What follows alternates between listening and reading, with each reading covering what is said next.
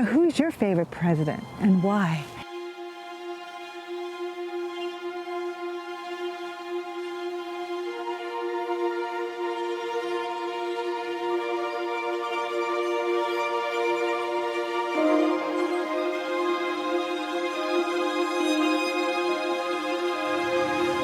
Journal Walk of History. I'm here at President's Park. Is that what you're Well, this is actually the ruins of President's Park. The ruins of President's Park. Yep. And it's outside of Williamsburg, Virginia. Yep. This is privately owned. Yeah, so I'm Fred Schneider. I'm one of the hosts that's out here.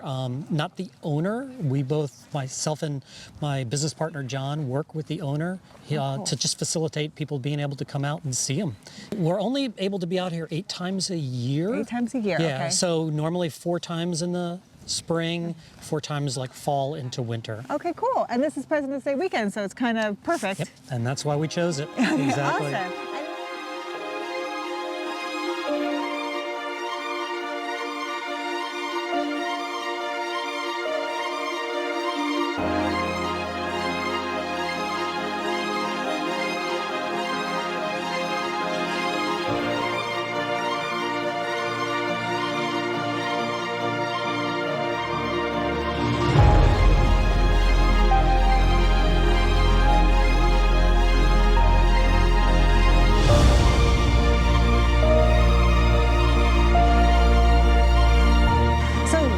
There was an original park in Williamsburg that they were at. How were they displayed? In order, or Yes. kind of like they are now? Okay. Yeah. So you would walk in, you would go to George Washington, you would read a couple of placards about George Washington, and just go down the line all the way through. Okay. There was a building that had a bunch of memorabilia in there. Had first ladies' dresses. Oh, cool. Kind of like Smithsonian. Yes. Yeah. Lots of light boxes with different things, different parts of the history. There was even a formal tour that you could follow through on your own. Neat. As a part of it. So tell me, how long was that park open for? So it opened in 2004 and closed in early 2011. Oh, not very long. No. You know, originally the sculptor wanted to get a park near DC. Okay. But the land that was available was not good. Yeah. And the land that they wanted, they couldn't afford.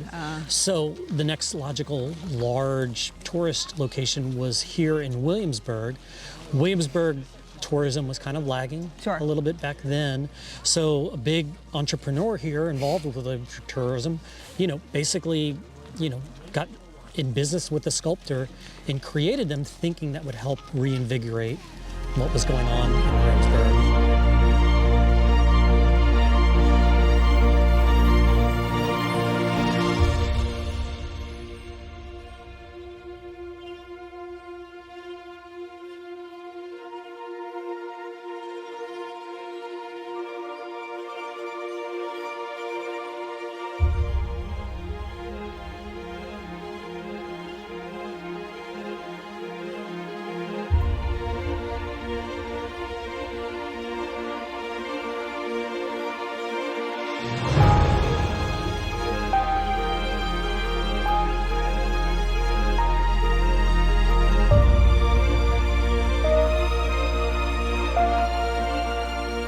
It's concrete is what they're made out of. And I know you had mentioned something about the various states of decay. We always get asked, is it because of the orientation? Is it because of that? Sure. But the way it was explained to us, when you're making something that big, the batch varies. So some batches were better, some were not. So you look at some, let's say like a Clinton, he looks pristine. He looks great. And then you look at Wilson, and Wilson looks terrible. Sure. Yeah. Yeah, you could be like Chester Arthur was a big mutton chop guy. And well, and what's funny is the reason he's missing his jaw is because he had massive mutton chops and one side broke because of the weight and then the other. And that's happened within the last year and a half. So it's unfortunate because that was so distinctive. If it's going to happen to someone, just not him. I know. I think John Quincy Adams has a little bit of mutton chop you can see, but I love the mutton chop presidents. They always crack me up. President Garfield, I worked at his house. 20th president, 200 days. One president's assassinated in office. What are you hoping to gain? You want it to be more visited? You want to try to keep this up? So, I mean, I think the grand scheme is trying to figure out what's going to ultimately happen with them. The intention was never, coming here and seeing them. The intention was to save them from the original park and get the money and recreate. And they've been here since 2013, so, you know, the way they're arranged was never really for us coming to see them, more to just kind of keep them protected. Yeah. You know, I think there's still an opportunity to do something with them. Sure. I don't, you know, we've kind of heard maybe they're a little beyond restoration at this point, but there are some people that have talked about the potential to preserve at least the state they're in. And then, you know, there's a number of different plans that are underway that kind of change. So, yet to be determined. One of my faves here. Here's John F. Kennedy. John F. Kennedy served in the United States Navy, go Navy, and president after Eisenhower, who is behind him diagonally there, the last president to be assassinated in office. It's President Theodore Roosevelt. Roosevelt will become president when McKinley is assassinated. He is inaugurated and takes his oath of office in Buffalo, New York. We've been there, we showed you the location. Behind him is President Johnson. President Johnson will become president after Kennedy is assassinated. So you have two presidents here who become president after their predecessor is assassinated. Here's Woodrow Wilson, and then we have FDR over here. Is George W. Bush. Now, George W. Bush is the last bust that is made here. We don't have Obama, we don't have Trump, we don't have Biden.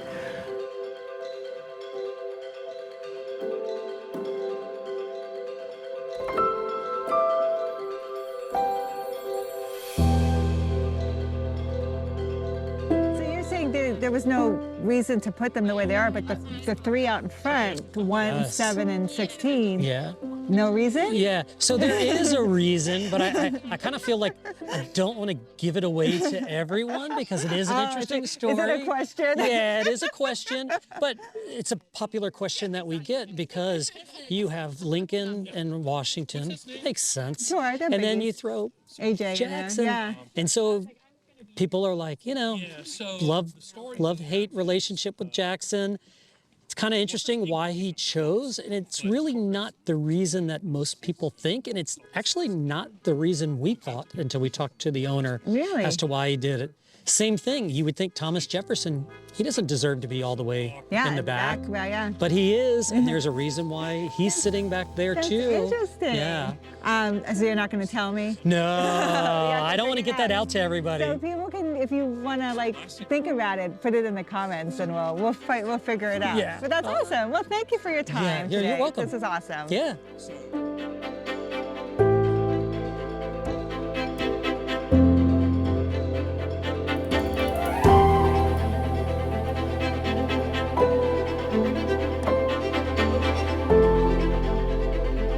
Eisenhower. President Eisenhower is right there, and he's in his uniform. You can see his ribbons. That's so cool.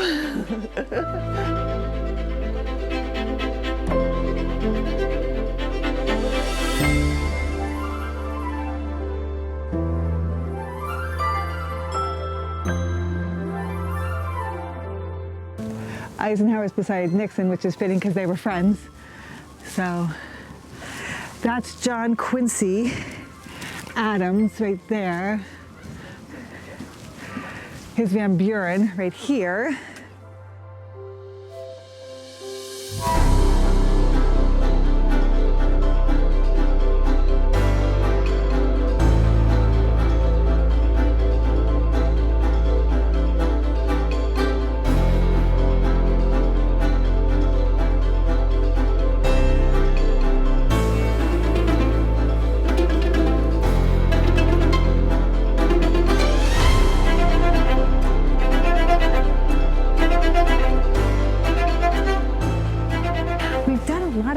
With Walk with History about some of these presidents.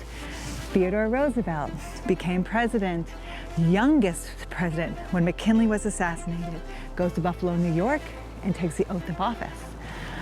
FDR, we've talked about him. We've gone to his monument in Washington, D.C. in a wheelchair. The press was very respectful of him and did not take pictures of him in the wheelchair. Grant, president after winning the Civil War, he's depicted in uniform. Most presidents here will be depicted in uniform, if possible. George Washington. Here comes the president. Here comes the general. He is actually not depicted in uniform here, or maybe that is his uniform, but he looks great. His hair looks great. This is older Washington, but he looks really good. And gosh, Jackson's hair is just fantastic. I can't even, Jackson. Like, you look really good.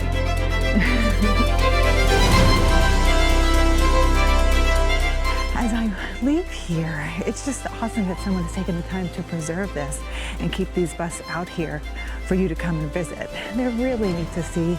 They're really great depictions of the first 42 presidents of the United States. So if you get a chance to make it out here and to see them, it's definitely worth it. It was just awesome to be able to walk around and to look at them and to take pictures with them and to talk about their lives. But it's just truly a great, cool experience out here waiting for you. On to our next Walk with History.